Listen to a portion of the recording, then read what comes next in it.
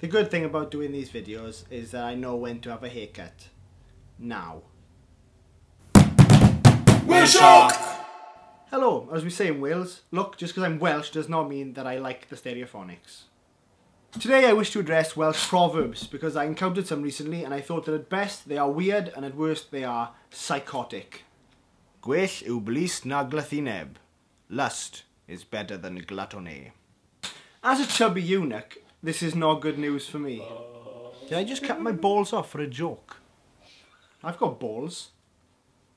Taken to its logical conclusion, this means that the old Welsh believed that being obese was worse than being a rapist. And I would have to disagree with that. But of course, I would say that.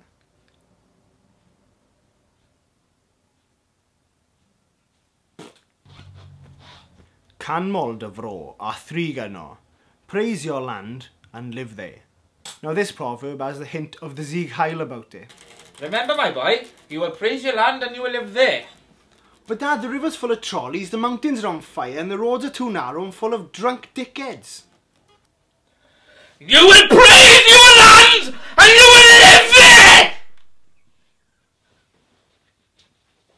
Adwaenir fall wrth ei wisg, a fool is recognised by his dress. Now that's not necessarily true because there are other ways of recognising a fool.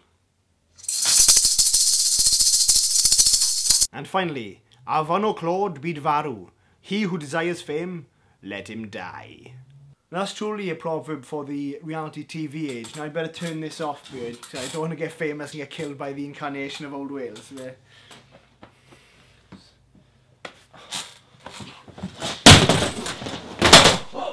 I'm sorry, I'll stop!